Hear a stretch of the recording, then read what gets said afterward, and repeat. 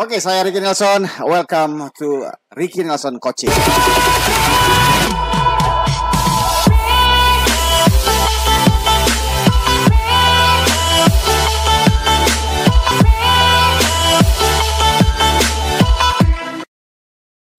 bersama salah seorang pemain yang ketika kalau Anda lihat di Wikipedia, ya, dan juga sejarah dari sepak bola Indonesia, pemain ini ternyata belum pernah pindah ke klub yang lain.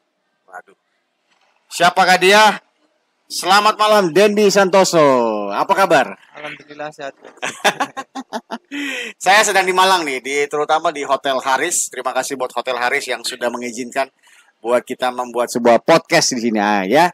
Dan Dendi, gimana? Ya ini sepak bola lagi berhenti ya, Den, ya. Ini lagi ada pandemi. Nah, dan Anda jangan lupa juga subscribe namanya apa sih? Dendi 41 Santoso. Subscribe itu ya, jangan lupa itu. Oke, Den.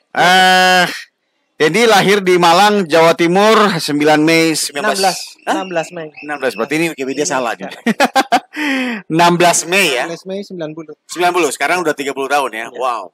Dan ini saya mulai dari ini, Den. Nah, kan Dendi Santoso mulai klub Arema 2008. Benar ya? Benar. 2008 sampai hari ini. Sampai sekarang. Alhamdulillah sampai sekarang masih betah. Ini luar biasa, Den. Kenapa, Den, kamu tidak mau pindah, Den? Ya, aku sendiri kan tahu di dunia sepak bola kan. Gimana tuh?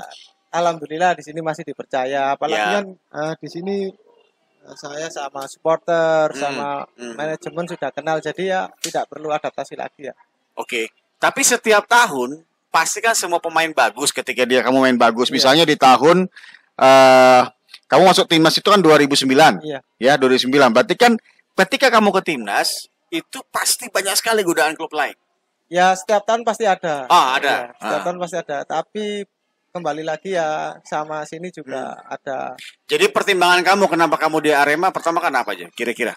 Pertimbangan yang pertama karena saya dekat sama keluarga, Oke. tidak perlu kontrak, tidak perlu apa. Ya. Terus kedua supporter juga saya Udah kenal. baik. Terus manajemen juga udah tahu kenal. ya. Terus teman-teman sini juga rata-rata lama-lama kayak saya, Farisi, Hendro itu kan lama, jadi saya tidak perlu adaptasi lagi sama.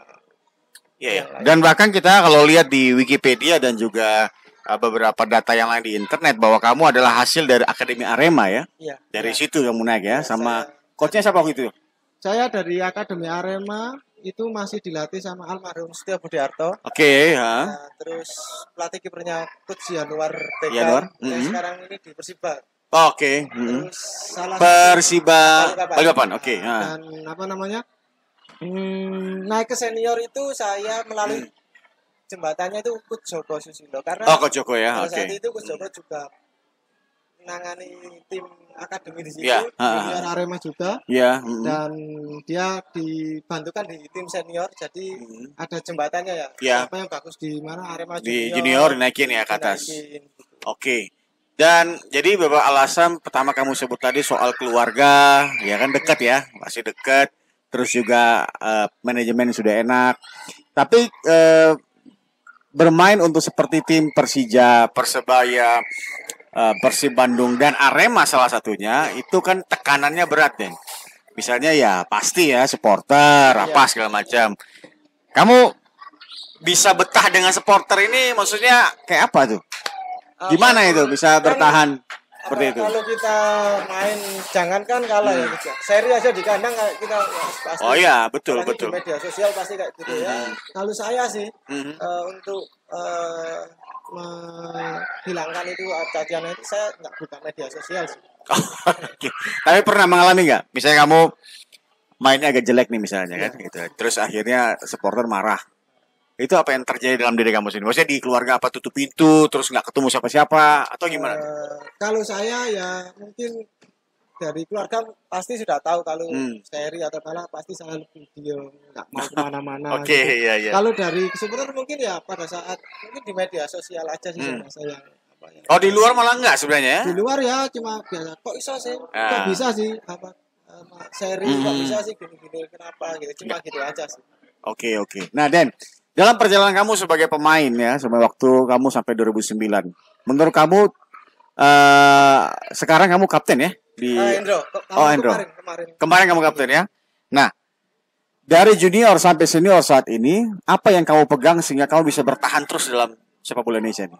Sifat apa, karakter apa dalam bermain yang kamu terus pertahankan? Karena ini bagus, artinya ini kita harus sampaikan kepada para pemain muda. Iya. Ketika dia berada dalam sebuah tim besar, untuk menjaga apa aja sih harus dijaga dalam tim besar supaya tetap bertahan sampai atas?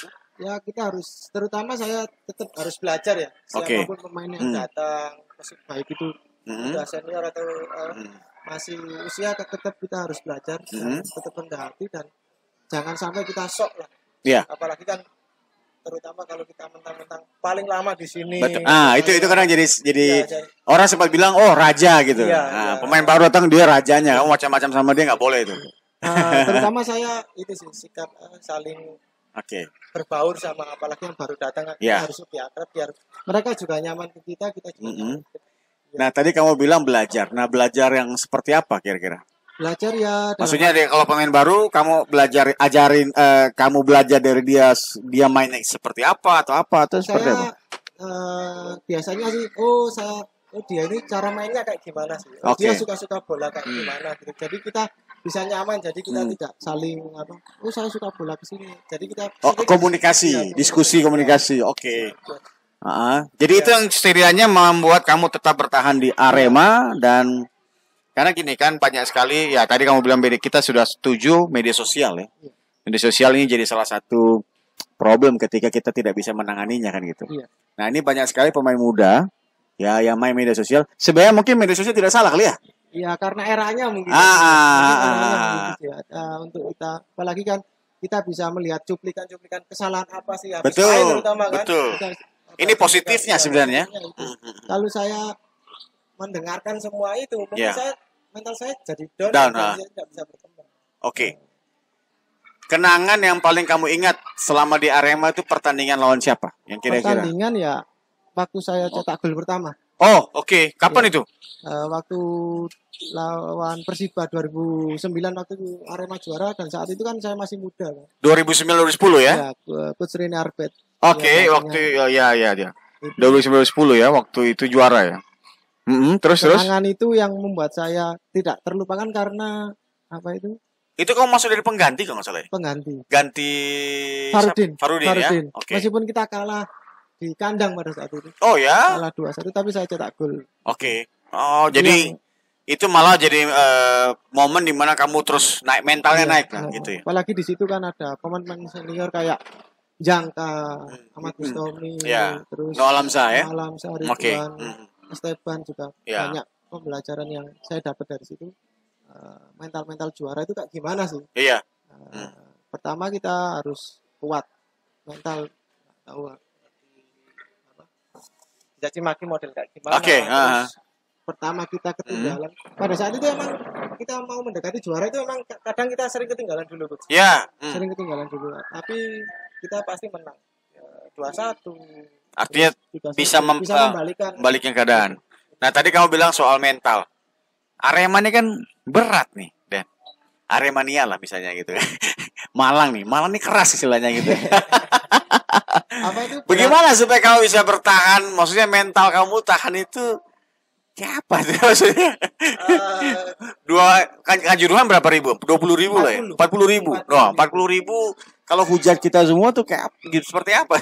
Ya mungkin saya ambil positifnya aja kalau dia apa itu namanya caci maki kita, mungkin karena dia beli tiket. Buat mendukung kita karena mungkin dia ingin menang, kita ingin menang. Pastinya kalau kita ada kayak gitu kan pasti mencambuk kita untuk menjadi lebih semangat. Betul.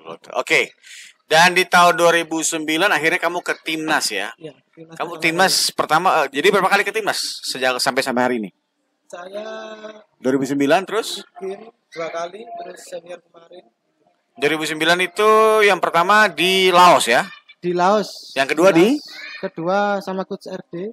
Terus, di Jakarta? Iya, 2011 seleksi AFF. Oke, lalu sekarang yang senior nih. Senior, oke. Banyak pemain yang ketika terpanggil di usia muda timnas, ya misalnya kayak tadi U23, kadang-kadang ya itu, saya bilang tadi, mereka setelah itu menghilang ya, menghilang cara bermainnya, menghilang performance-nya menurun gitu kan. Nah, sekarang posisi kamu kan striker nih, ya kan? Lebih posisi ininya sayap. Second striker ya?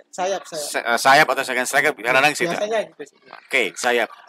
Menurut kamu tips apa yang baik kita sampaikan kepada teman-teman atau adik-adik kita, pemain-pemain yang masih muda, menjadi seorang winger atau sayap yang baik dalam permainan nih? Kalau winger itu kan banyak lari mungkin ya. Jadi kita harus sering. Berarti kamu latihan lari-lari terus dong? Enggak juga. Mungkin karena apa? Di winger karena kita harus sering lari, makanya kita harus sering latihan kondisi lari-lari ya. Jangan sampai kita fisiknya harus turun, apalagi kalau kita nggak latihan, jangankan nggak latihan seminggu, 2 hari kita nggak latihan sama sekali, berasa tuh, pasti berasa lah. Dan yang kedua mungkin kita jangan puas diri, karena apalagi kalau kita pulang dari timnas kan kita pulang. Nah ini kalau masalah nggak puas diri ini, ada nggak orang yang selalu ngatin kamu? Jangan puas diri, kamu timnas itu. Ada nggak orang yang ngatin? Ada sih, karena siapa kira-kira? Gak usah sebut nama. Apa dia saudaramu? Apakah dia ponakanmu atau siapapun? Dari tim pada saat itu yang sering mengingatkan kadang Mas Tommy, Mas Ari. Senior-senior. Oke, senior ya. Kemarin meskipun di timnas juga dia ngasih semangat. Teman-teman Arema juga. Iya ya. Tim pelatih itu pasti ngasih semangat. Tunjukkan bahwa kamu itu bisa. Karena orang dipanggil timnas itu orang-orang pilihan. Betul. Jangan minder gitu. Iya. Terus pulang dari sana kamu ya juga harus tetap seperti biasa aja. Sebelum kamu ke sana ya. Ya, oke. Ya karena kadang-kadang sulit ya bagi pemain yang tidak bisa menjaga itu. Ya, dan memang kalau dia tidak berada dalam sebuah lingkungan yang baik, akhirnya puas diri ya. Puas diri dan itu. Oke. Sekarang kamu di Arema berarti udah berapa tahun nih? 2008 sampai ya 12 tahun. Oke, luar biasa. Ini pertanyaannya agak hati-hati, tapi kamu jawab juga hati-hati. Iya. Ini apa mau selesai di Arema aja nih? Ya, doakan aja. Sama tahu jodohnya ya. Karena, mungkin nanti kalau 10 tahun lagi ya, berarti 40 ya. Kira-kira lah ya, kalau Denny masih main. Kayaknya Aremania mesti bikin ini nih, seremoni khusus. Waduh, pensiunnya Denny Santoso. Kayak Mas Ombong ya. Iya. Oke. Dan ini agak ya kita bicara ya ringan-ringan aja sih. Terus dalam perjalanan ya kamu pasti pernah merasa gagal. Tadi kan saya tanya soal rasa berhasil kamu. Iya. Nah, gagal. Ketika gagal, apa yang kamu lakukan? Ketika gagal atau pernah ada kejadian pengalaman seperti apa? Pada saat itu 2011 yang Piala AFF yang Coach Riddle itu kan. Coach Riddle besok main karena pendaftarannya itu melebihi. Kuotanya. Kuotanya cuma tinggal 20 kalau nggak salah. Yeah. Jadi saya nggak kepanggil lagi. Padahal besoknya udah main kan. Oke. Ya, akhirnya saya tidak bisa dimasukkan, tapi teman-teman kayak yang senior di timnas itu ya nggak apa-apa, kamu di sini aja, kamu duduk terus. Jadi tetap berangkat. Ya, kita sudah TC di sana kan. Besoknya main kalau nggak salah Malaysia kan itu.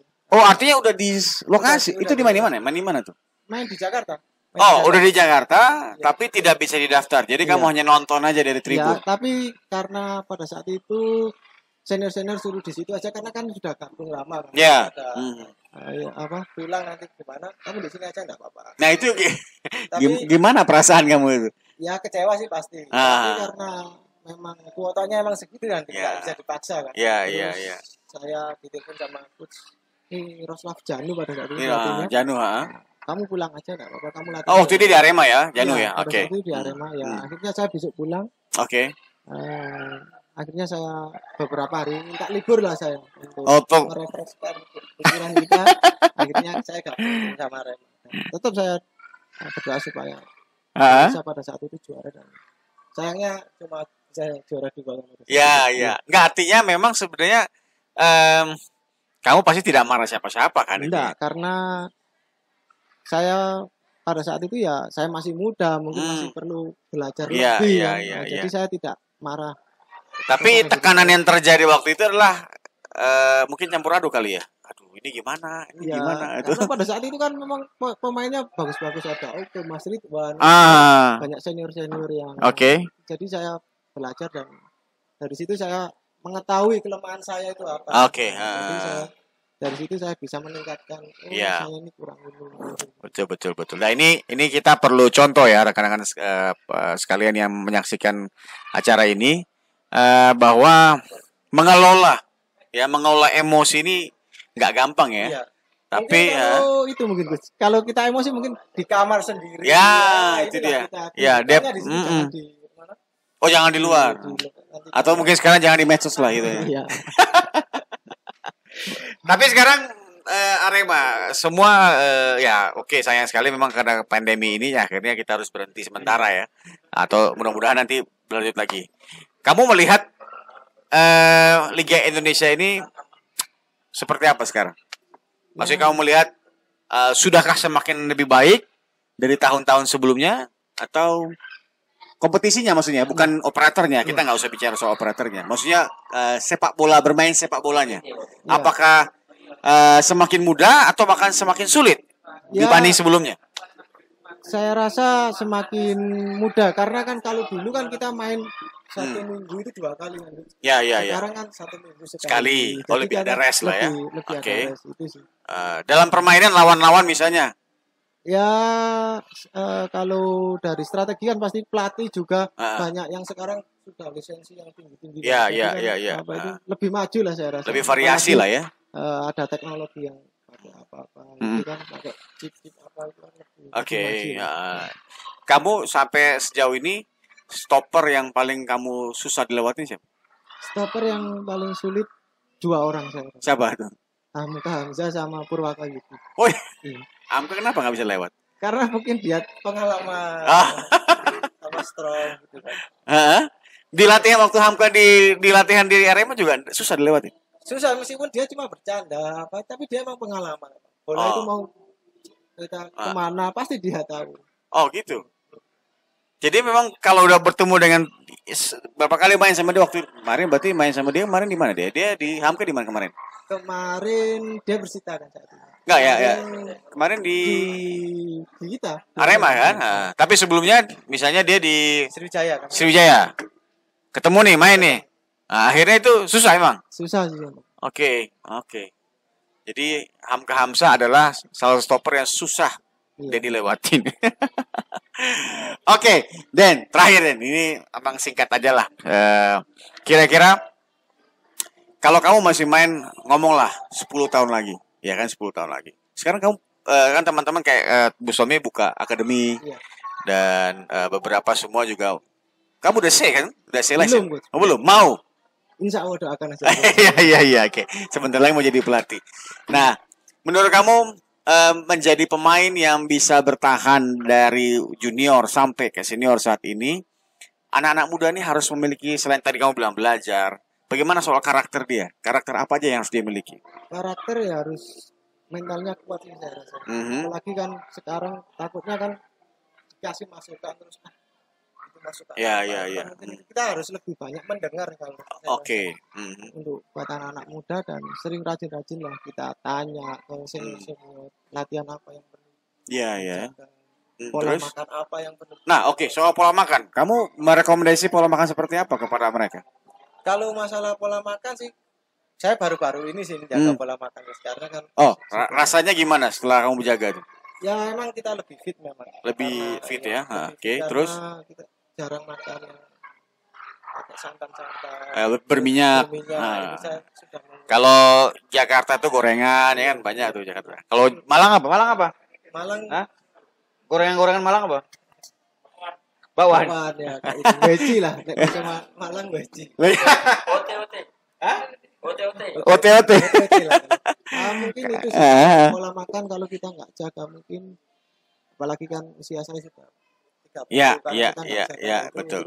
Nggak, artinya berarti dia harusnya menjaga dari usia yang lebih muda dong, 20 tahun malah gitu kan, dia harus. Karena apa itu pada saat dulu pengetahuan saya kan juga belum terlalu belum tahu banget ya. Apalagi kan senior dulu kan makan ya juga ngawur kan. Iya, ngikut aja. Lah, gitu.